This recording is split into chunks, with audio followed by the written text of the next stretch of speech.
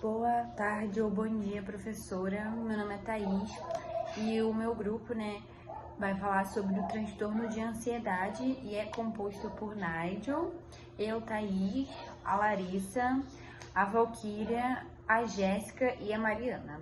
Aí agora vamos seguir com a nossa apresentação. O Nigel vai introduzir contando o contexto histórico.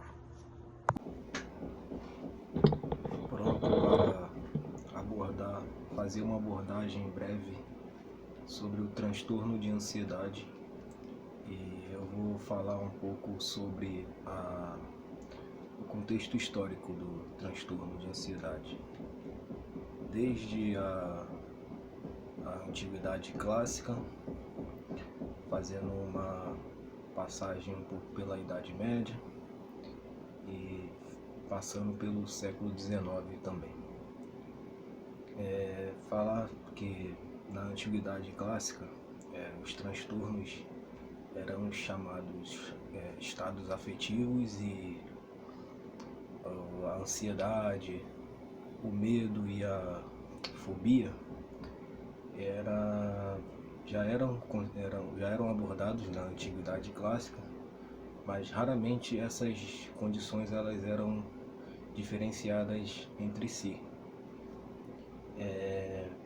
Nesse período também houve a descrição da ansiedade como uma disfunção da atividade mental pelos filósofos gregos da época. Eles associavam a esse transtorno ligado às características morais do indivíduo, as características morais que o indivíduo apresentava. Era mais relacionado nessa época a um defeito ou um vício que a pessoa tinha, do que como algum transtorno mesmo, propriamente dito. E durante a Idade Média, a ansiedade ela era quase que incluída dentro das outras categorias diagnósticas que existiam, e no século XIX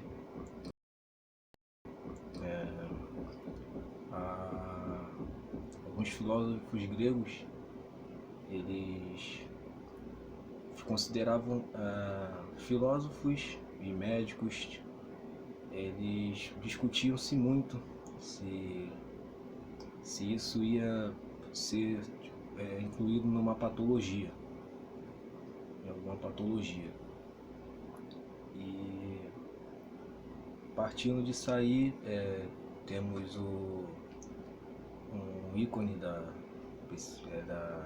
dessa área, que é o Sigmund Freud, que ele realizou trabalhos científicos para, até então, como o transtorno ele estava ligado a outras patologias, no caso, ele realizou trabalhos clínicos para poder classificar de forma sistemática e objetiva os quadros clínicos que podiam causar essas disfunções relacionadas à ansiedade, diferenciando e dando um novo conceito para essa nova síndrome, que ele caracterizou como neurose da ansiedade ou de angústia.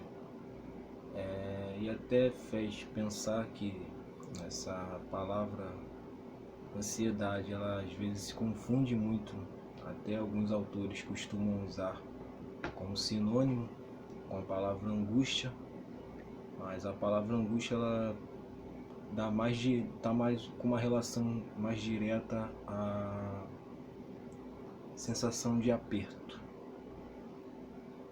E chegando já no início do século XX, de acordo com alguns dados, temos relatos de transtornos que já são identificados em crianças. E eu passo finalizo a minha parte falando essa breve abordagem do contexto histórico do transtorno. E eu passo a palavra. Bom dia ou boa tarde, professora. O meu nome é Thaís e eu vou falar sobre o que é o transtorno de ansiedade. O Nigel já explicou o contexto histórico e agora eu vou explicar o que é o transtorno, de ansiedade. Eu vou ler primeiro o slide que eu montei, que eu montei juntamente com os meus colegas, e depois eu vou falar um pouco mais, mais a fundo, mas eu vou ler o slide primeiro.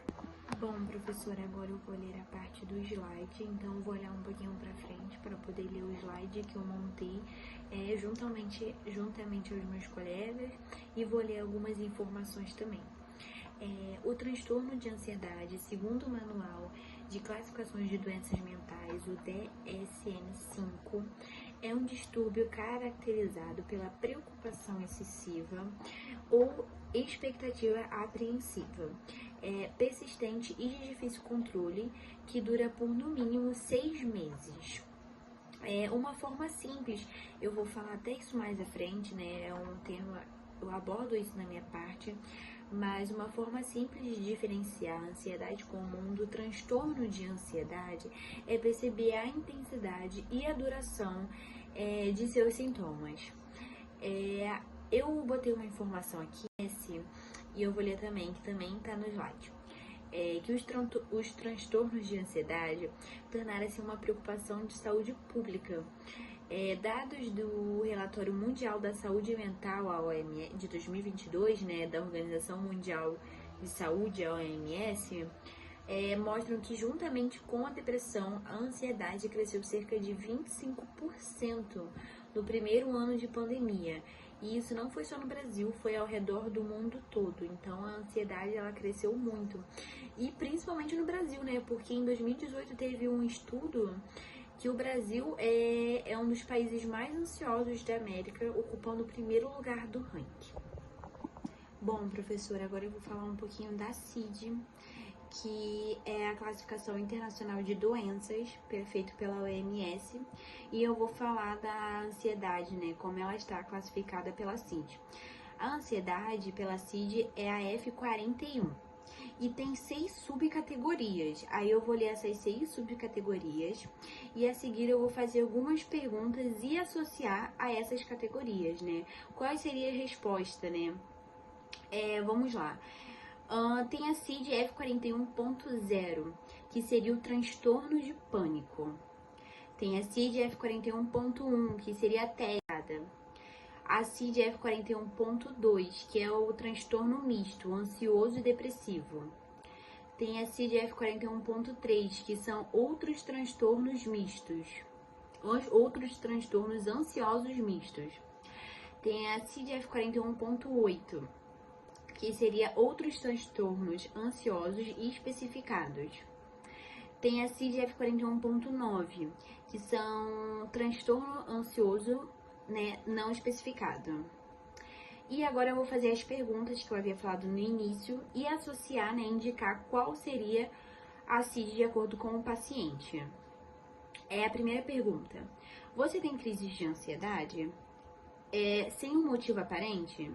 Se a resposta for sim, já seria F41.0 ou crises de pânico ocasionais. Você sente um nervosismo persistente, tremores, tensão muscular e um medo de que algo ruim possa acontecer? Essa seria a F41.1, a TAG, o transtorno de ansiedade generalizada. Você se sente igualmente ansioso e deprimido? Se a resposta for sim, seria a F41.2, que seria o transtorno misto ansioso e depressivo. Então, a próxima pergunta seria: você sente ansiedade acompanhada de outro tipo de sentimento? Se a resposta for sim, seria a CID F41.3, que são outros transtornos ansiosos mistos. Você se sente angustiado quando pensa em um objeto ou situação específica? Essa seria a F41.8, que seria outros transtornos ansiosos especificados. Tá? Um pouco mais a fundo da ansiedade, né, desse transtorno. Então, como normalmente nós falamos, né, associamos a ansiedade a algum sintoma, é quando a gente está com apreensão, quando a gente está com medo, quando a gente está nervosa, diante de alguma situação, né. Essa é a ansiedade normal, né, vamos dizer assim, porque é normal a gente sentir ansiedade diante de uma entrevista de emprego, porque a gente não sabe o que vai acontecer, se a gente vai conseguir passar, ou ansiedade para falar em público. Eu também tenho muita dificuldade, muita gente tem dificuldade de falar em público, de apresentar trabalho, né, seminário, e acaba ficando com ansiedade. Só que a ansiedade, ela se diferencia da normal para a patológica a partir do momento que ela começa a te atrapalhar na sua qualidade de vida, no seu dia a dia.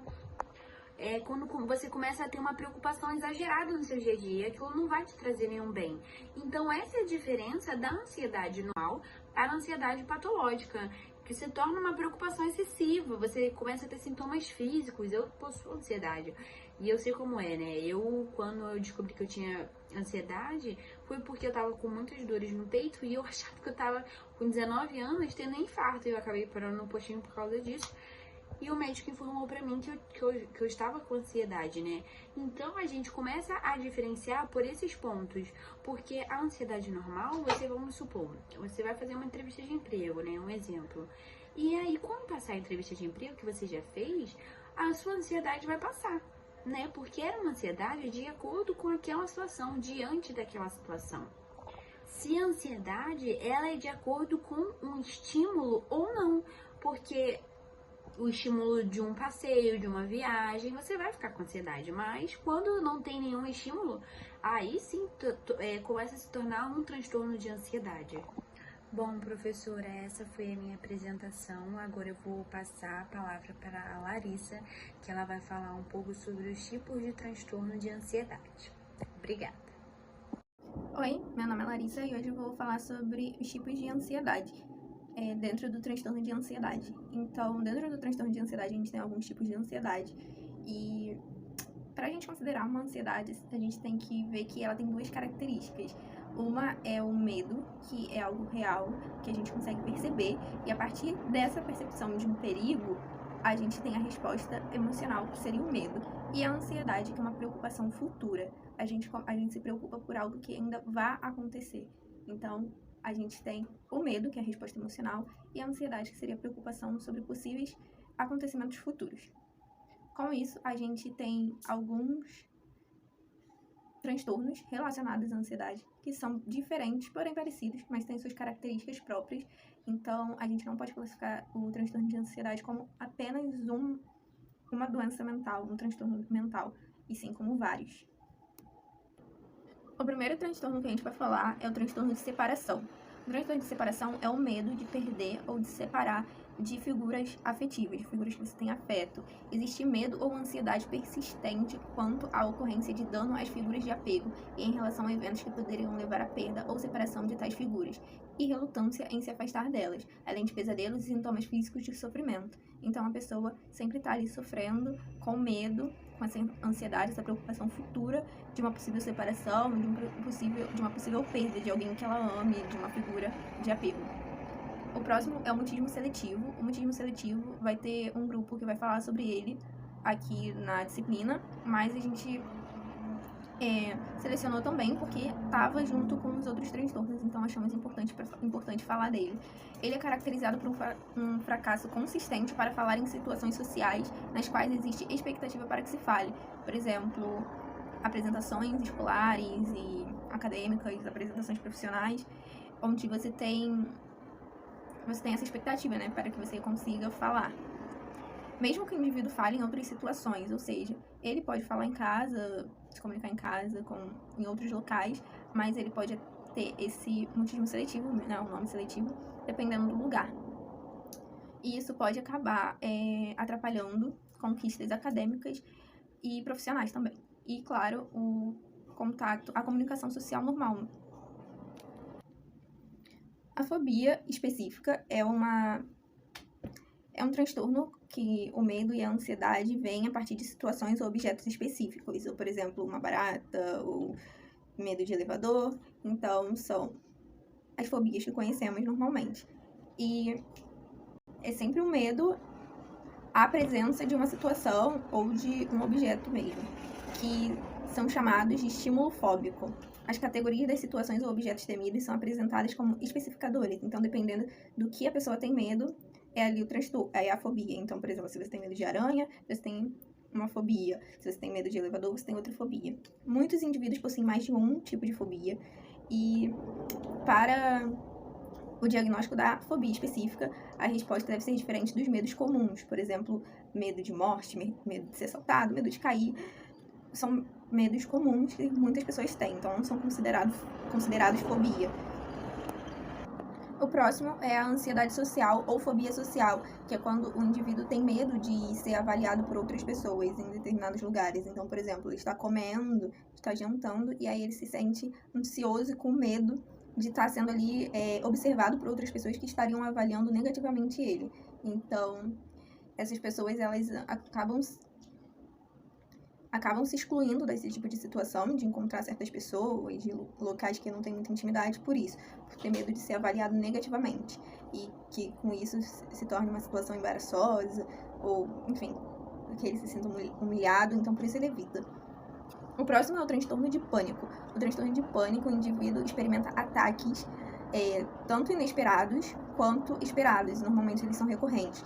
Os ataques, eles vêm juntos com sintomas físicos e cognitivos, e esses ataques são, como eu disse, separados em esperados e inesperados. Os ataques esperados, eles vêm quando você está em algum lugar que você tem um gatilho, por exemplo, um tipo de medo. E os inesperados não têm uma razão aparente, então você não tem uma noção do porquê aquilo está acontecendo. Já os esperados, por exemplo, se você tem medo de passar em algum lugar, e aí você passa por ele, você sente que já vai começar a ter uma crise de pânico com alguma coisa relacionada. Já os outros não tem nada relacionado. O próximo é a agorafobia, que os indivíduos são ansiosos e apreensivos acerca de duas ou de mais das seguintes situações: usar transporte público, estar em espaços abertos, estar em lugares fechados, ficar em uma fila ou estar no meio de uma multidão, ou estar fora de casa sozinho em outras situações. Normalmente essas pessoas elas têm medo de não conseguir fazer alguma coisa por estar num lugar fechado ou por estar sozinho, que alguma coisa possa acontecer e eles não conseguirem fazer nada ali naquele momento. Então, tipo, um lugar fechado, você não tem muito para onde escapar. Se você estiver sozinho, por exemplo, se você for passar mal, você não tem ajuda de ninguém. Então, esses sintomas, eles fazem com que você acabe não saindo, né, decidindo ficar em casa, ou mesmo só sair quando for acompanhado, que aí você se sente seguro. O próximo é o transtorno de ansiedade generalizada, onde a preocupação excessiva acerca de diversos eventos ou atividades. A intensidade, a duração ou frequência da ansiedade e preocupação é desproporcional à probabilidade real de acontecer. Então, a pessoa fica ali muito preocupada com coisas que provavelmente não vão acontecer. O indivíduo tem dificuldade de controlar a preocupação e de evitar que pensamentos preocupantes interfiram na atenção às tarefas em questão. Então, sempre vem ali surgindo pensamentos ruins, conflitantes, que pensem pensamentos negativos. Todos os transtornos a gente vê que são pensamentos negativos relacionados a alguma coisa. E nessa questão aqui, a pessoa fica muito preocupada com coisas que talvez não aconteçam. Por exemplo, talvez um parente acabe morrendo e a pessoa fica preocupada com aquilo do nada. Sim, com medo de uma pessoa morrer, com medo de uma desgraça familiar ou com responsabilidade do trabalho. Então, ali vai crescendo muita ansiedade a respeito dessas coisas, de várias situações da vida. E é isso. Esses foram os tipos de transtorno de ansiedade. E é isso. Bom dia, meu nome é Jéssica Bordini. Eu vou apresentar o tópico relacionado ao diagnóstico e ao tratamento do transtorno de ansiedade. Bom, o diagnóstico ele é feito clinicamente por um psiquiatra, que é o profissional mais recomendado para que possa identificar esse transtorno presente na pessoa, né, no paciente. Ele é feito através de análises de alguns sintomas recorrentes. São identificados ao menos 3 dos 6 seguintes sintomas num indivíduo para que ele seja diagnosticado com transtorno de ansiedade, que são irritabilidade ou agitação, fadiga, perda de concentração, tensão muscular e sono perturbado. Então, possuindo um conjunto de pelo menos metade desses fatores, é diagnosticado o transtorno de ansiedade, né? Fisicamente, ele provoca taquicardia, sudorese, pensamentos acelerados, a falta de controle sobre os pensamentos que vêm à sua mente. Em alguns casos, a pessoa tem a sensação de estar prestes a infartar, né? Ela chega aí ao hospital, mas ela chega lá e está tudo normal, cardiacamente falando, não tem nenhuma alteração. É tudo uma questão realmente psicológica, né? Psíquica. Relacionado ao tratamento. O tratamento ele é feito principalmente com acompanhamento médico através de psicoterapia, né? De um terapeuta para acompanhar a pessoa através das sessões periódicas, né? Em geral são sessões semanais. Em alguns casos pode chegar a ser mais de uma vez por semana, mas em geral é semanal, aonde é feita a conversa e a descoberta das raízes, muitas vezes, das questões que levaram a pessoa a desenvolver esse transtorno, de situações que se tornaram gatilhos emocionais, e o tratamento também, a compreensão do que causou e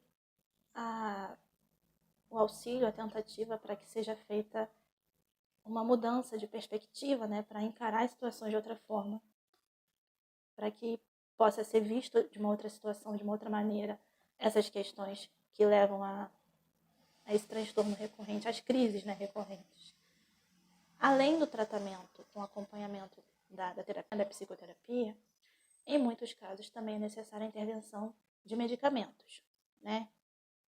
Muitas vezes são medicamentos controlados, são sempre prescritos pelo profissional.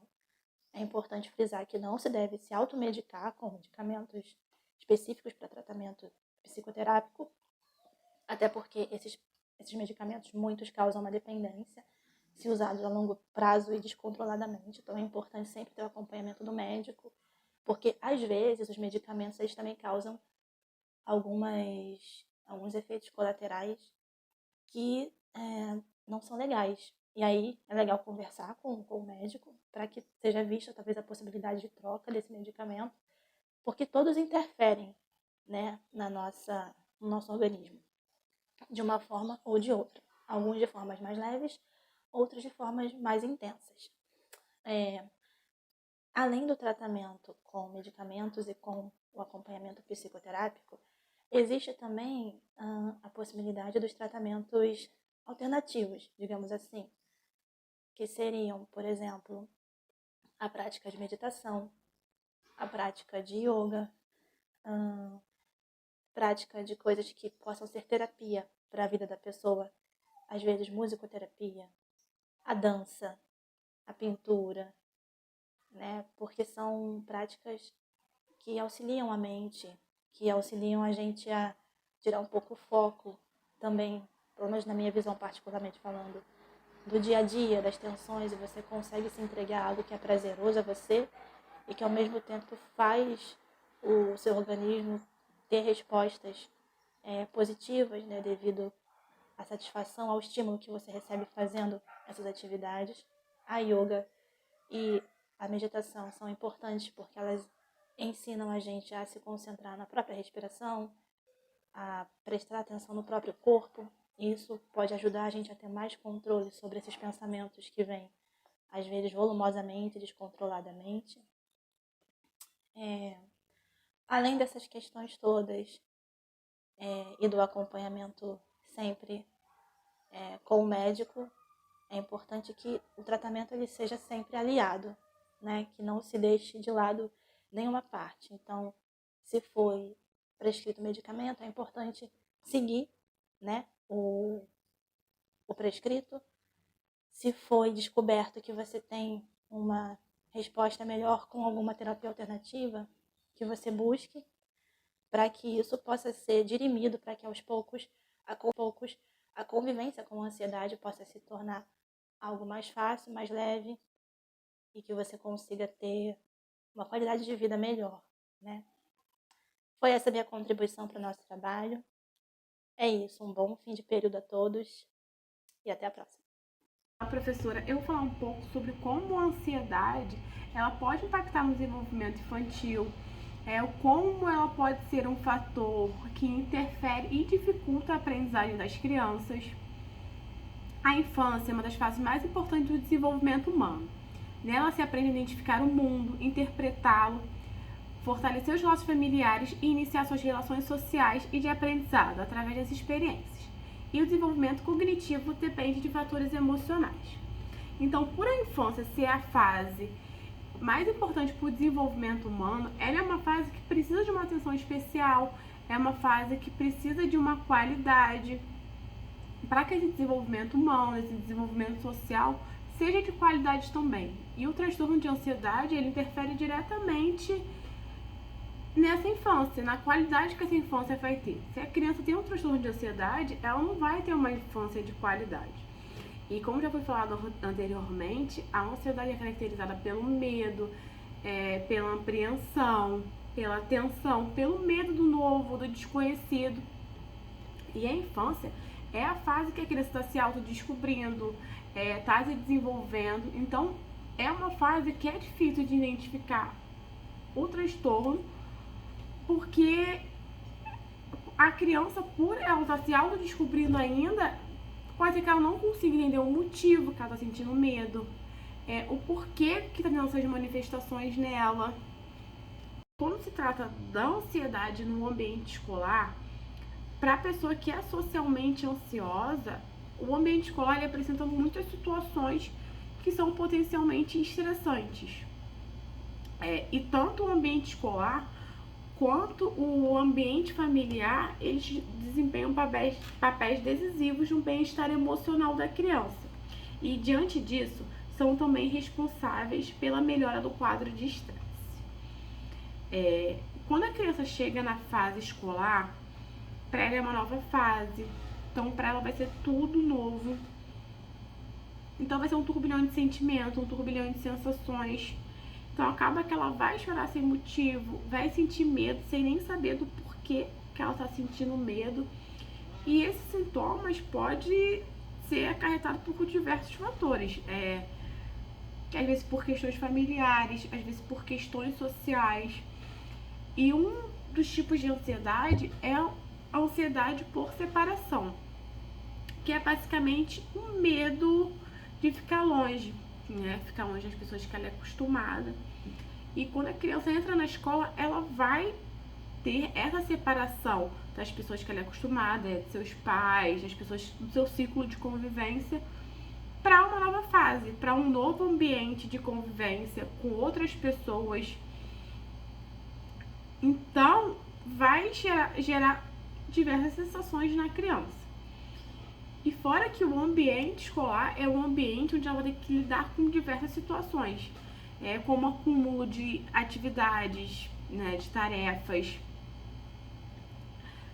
Pela minha experiência em escola, tem muitas crianças que competem muito entre si, não se comparam muito umas com as outras, e isso acredito sim que gere um tipo de ansiedade, né, que gera algum tipo de sentimento nas crianças.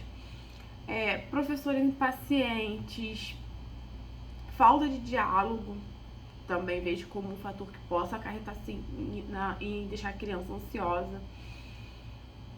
E o aluno, ele vai ser um aluno que ele vai ter dificuldade de acompanhar o conteúdo, né? Porque enquanto o professor vai estar dando a aula dele, vai estar dando o conteúdo, passando uma atividade, qualquer coisa, ele vai estar com a cabeça em outro lugar, preocupado com outra coisa. Então, ele vai ter dificuldade de ter foco no que está sendo dado em aula. Usando mais um exemplo da minha experiência em escola, eu tenho uma criança que ele sempre foi muito preocupado com hora. Que horas é minha hora de ir embora? Falta quanto para mim ir embora? E a mãe, para ajudar, deu um relógio para ele. Então, não importa o o que a gente esteja fazendo em sala, brincando, qualquer coisa, ele vai estar preocupado com o relógio e que horas e quanto tempo falta para ele ir embora. Enfim, a criança também pode ser imperativa, né? Ter crise de choro, e cada criança vai expor seus sentimentos de alguma maneira. E o papel da escola, né? A escola tem que ter profissionais preparados em sala de aula, tem que ter uma equipe multidisciplinar, incluindo psicólogos, o ambiente escolar de colaboração e gestão humanizada, né? Observar as crianças, observar dentro de situações como bullying. Isso da criança que vai ter dificuldade em acompanhar o conteúdo, da criança que vai ser imperativa, da criança que não vai conseguir lidar com seus sentimentos, ela vai acabar acarretando na dificuldade de aprendizagem. O estado emocional influencia diretamente a criança na idade escolar, trazendo prejuízo e insatisfação, foi o que eu falei lá no início, né? O estado mental, emocional da criança, ela interfere diretamente na qualidade de infância que a criança vai ter. As dificuldades de aprendizagem são entendidas como um transtorno que comprometem o desenvolvimento acadêmico e podem ser notadas por meio da observação de situações como rendimento ou desempenho insuficiente ou desviante, lentidão ou atraso na aquisição de competências escolares. Então, a criança ansiosa, ela vai ser mais lenta, ela vai ter um atraso em relação às crianças que não têm esse tipo de transtorno. Desinteresse, desmotivação. De modo geral, a ansiedade interfere na capacidade de concentração do aluno e no seu foco de aprendizagem, o que interfere em prejuízos para o seu desenvolvimento cognitivo. Então, a ansiedade, ela vai interferir diretamente na aprendizagem da criança, né? E isso pode fazer até com que a criança, ela crie a recusa de ir à escola,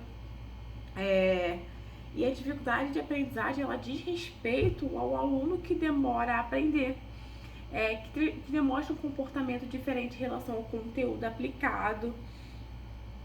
E o ambiente, a metodologia aplicada pelo professor, a sua relação com a família pode tudo interferir.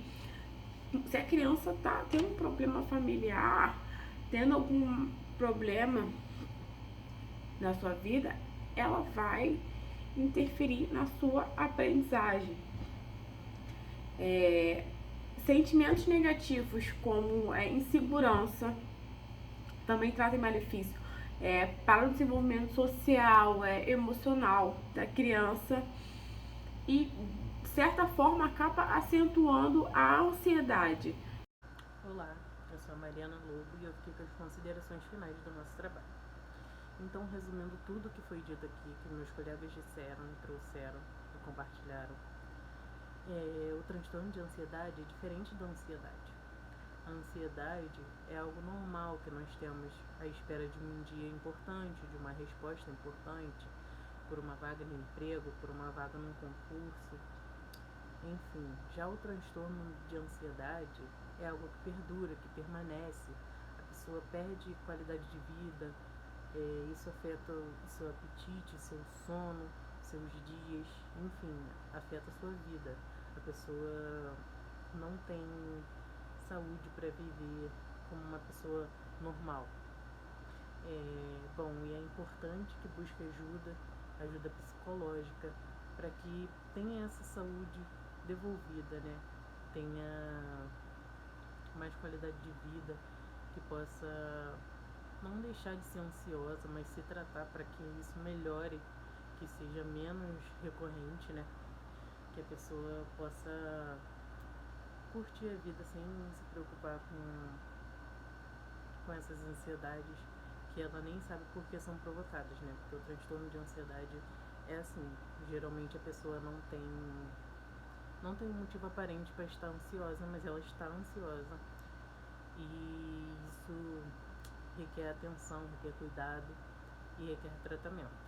E para nós educadores, que vamos nos formar educadores ou que já somos educadores, é muito importante que tenhamos essa visão ampla, que sejamos sensíveis para olhar nossas crianças, porque a ansiedade hoje em dia está muito em alta, ainda mais após essa pandemia no Brasil, cresceu absurdamente e é um assunto que precisa ser tratado, que precisa ter um olhar sensível. Então eu trouxe aqui uns relatos de pessoas próximas a mim. Eu falei para elas que eu não ia divulgar o nome, porque às vezes a pessoa não se sente confortável, né? Então eu fiz 3 perguntas para elas e eu vou falar aqui as perguntas e as respostas de cada uma delas. Eu falei, a primeira, eu não vou falar o nome, mas é uma adolescente. Eu perguntei, como descobriu / como recebeu o diagnóstico? Ela respondeu, descobri através de alguns sintomas parecidos e fui fazer uma consulta com psicóloga e ela passou para psiquiatra para ter a resposta final. Aí a segunda pergunta, como é conviver com um transtorno de ansiedade? Ela respondeu, no começo é tudo muito difícil e conturbado, até você entender e aceitar que isso tudo está acontecendo com você, após iniciar o tratamento e seguir os passos, começa a melhorar, dependendo do grau que seja. E a terceira pergunta, qual tratamento você foi indicado a fazer? Ela respondeu, consultas frequentes ao psicólogo e em crises fortes repentinas à base de remédio. A segunda, eu perguntei como ela descobriu. Ela disse, depois que minha filha fez 1 ano, eu resolvi procurar ajuda, porque constantemente eu sentia angústia, falta de ar, sono sem descanso. Inicialmente diagnóstico de depressão e com o decorrer do tratamento, transtorno de ansiedade e humor foram detectados como os gatilhos que culminavam em depressão forte. Aí a segunda pergunta, como é conviver com o transtorno de ansiedade? É difícil demais. Procrastinação, cansaço mental e desorganização são constantes e acabam atrapalhando o dia a dia. É preciso viver com a filosofia dos alcoólicos anônimos, um dia de cada vez. Busco fazer é mudar aquilo que está sob meu controle e tentar abstrair o externo, aquilo que não posso mudar, o que representa a parte mais complexa, porque é essa questão que mais martela na cabeça quando a gente quer paz de pensamento. No mais, alguns sintomas físicos são sinais de que é preciso parar um pouquinho e rever a rotina. Cansaço extremo, sono, dor de cabeça muito forte e falta de ar me perseguem em dias mais atribulados. Isso dificulta a concentração e foco nas atividades. Aí a terceira pergunta, qual tratamento você foi indicada a fazer? Ela respondeu, eu busquei ajuda psiquiátrica assim que eu identifiquei que algo não estava funcionando legal. Li bastante sobre doenças psíquicas e mesmo a minha ginecologista e endocrinologista entendessem que estava tudo bem, eu entendia que não estava e fui direto na especialidade que poderia solucionar minhas dúvidas.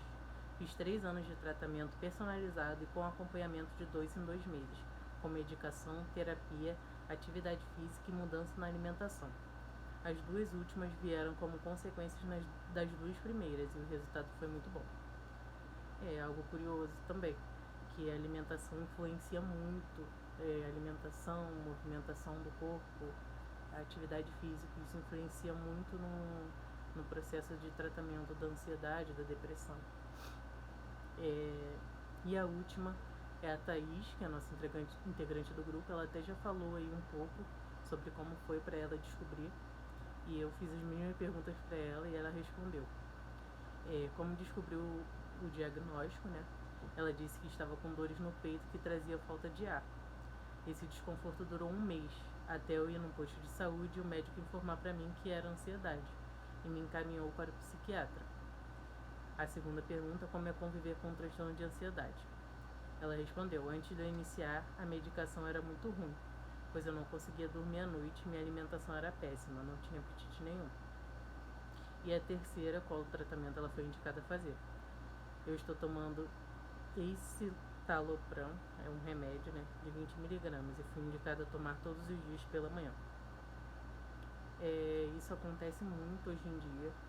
A pessoa vai ao hospital achando que tá infartando, tá doente, porque A ansiedade causa muito isso. São sentimentos que refletem no corpo, né? O corpo reflete o que a gente está sentindo. Então, muitas pessoas têm calafrios, se tremem muito, não têm apetite, não têm vontade de fazer as coisas normais. E isso pode ser facilmente também confundido com a depressão, né? Que por partes é parecida. Mas é bom avaliar, é bom ficar atento e é bom estar ciente dessas coisas pra gente poder ter sensibilidade com a gente mesmo e com os outros, né? E com os nossos alunos também, que no futuro farão parte da nossa vida e já fazem parte de alguns de nós aqui. Então é isso, agradecemos a atenção e esse foi o nosso trabalho. Esperamos que vocês tenham gostado.